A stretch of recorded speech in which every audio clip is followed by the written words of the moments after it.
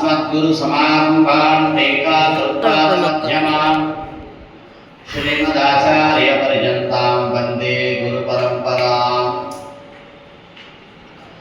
नारायणाय परिपूर्ण गुणार्णवाय विश्वोदय स्थितिलयो नियतिप्रदाय ज्ञानप्रदाय विबुधासुरसौख्यदुःखसत्कारणाय वितताय नमो नमस्ते। पद्मासने पद्मकरे सर्वलोके नारायण प्रिये देवी सुप्रीता भव सर्वदा। प्रथमो हनुमन्नाम द्वितीयो भीमदेव च तृतीयस्तु भगवत्कार्यसाधकः। अपारिजातो हेत्यातो द्वेषदोषविवर्जनात् इष्टदानात् पारिजातं वन्दे सत्यनिधिं मुदे। अनदित्यमहाभाष्यं व्याख्यातं यदनुत्तरः वन्दे तं विधिना सत्यनिधिं सज्ञानसिद्धये। सत्याभिनवयोगीन्द्रकराम्बुजसमद्भवम् सत्याधीशगुरुं वन्दे हरिसेवापरायणम्। सत्याभिज्ञकराब्जोत्थान् पञ्चाशद्वर्षपूजकान् सत्यप्रमोदतीर्थार्यान् नवविज्ञानसुधारतान् सत्यप्रमोदसञ्जातं विद्वत्कुमुदबान्धवम् हितोपदेशकर्तारं सत्यात्मानं गुरुपदे। आपादमौलिपर्यन्तं गुरूणाम् आकृतिं स्मरेत् तेन विघ्नाः प्रणश्यन्ति सिद्ध्यन्ति च मनोरथाः। अस्मद्गुरुसमारम्भां टीकाकृत्पादमध्यमां श्रीमदाचार्यपर्यन्तां वन्दे गुरुपरम्पराम्। श्री सत्याभ्यो नमः। हरि ओम हरि ओम हरि ओम।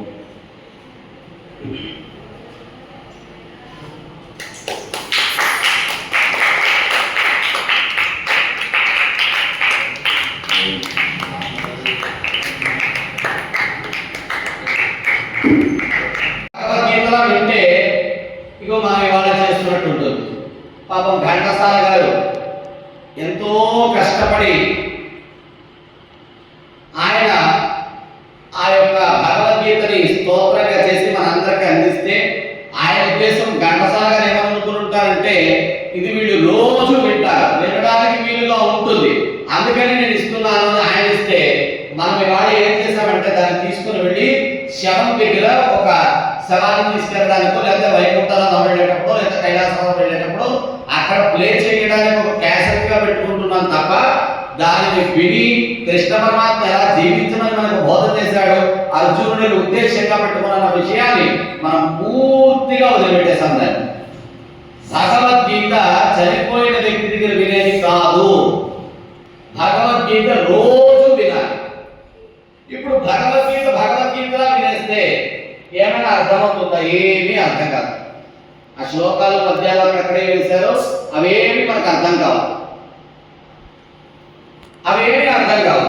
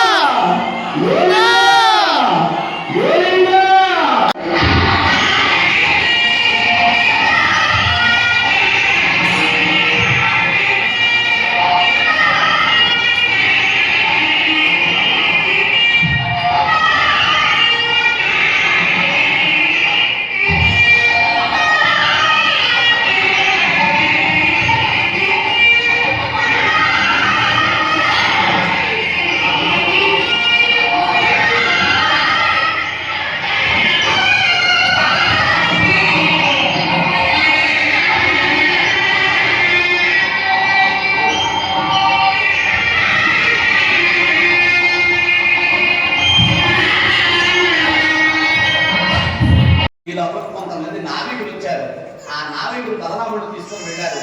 ఆ అక్కడ ఒక దేవి, ఒక రాజ్యం ఉంది, ఆ రాజ్యాన్ని తీసుకెళ్లారు. అతిథి వచ్చాడు అన్నాడు, అతిథి మర్యాదలన్నీ చేశారు. కాలంలో ఆ రాజ్యాధికారి అయినటువంటి రాజు చనిపోయాడు. చనిపోతే అక్కడ ఒక సాంప్రదాయం, కొన్ని ఊళ్ళలో కొన్ని సాంప్రదాయాలు ఉంటాయి.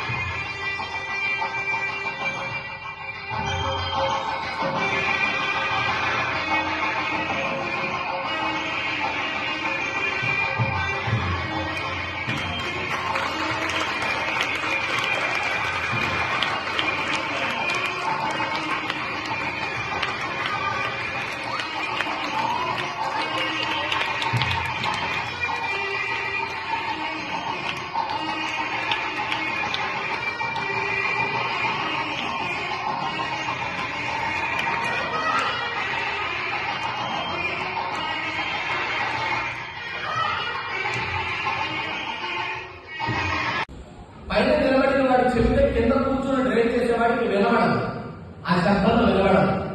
ఇది కృష్ణుడంటే. కృష్ణుడికి అర్జునుడంటే ఇంత ఇష్టం.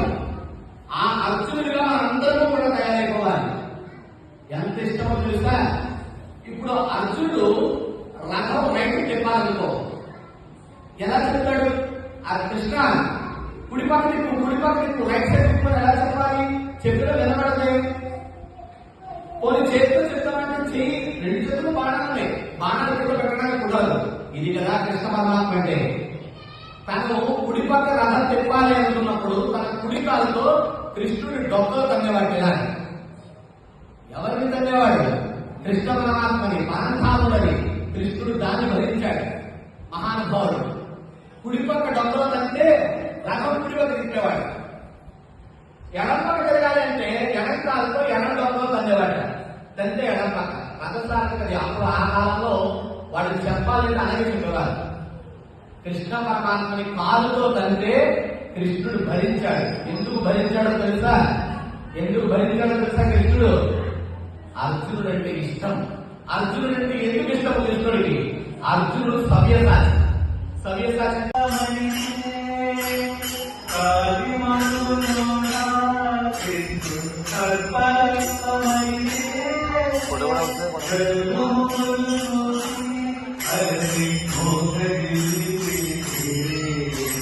Hare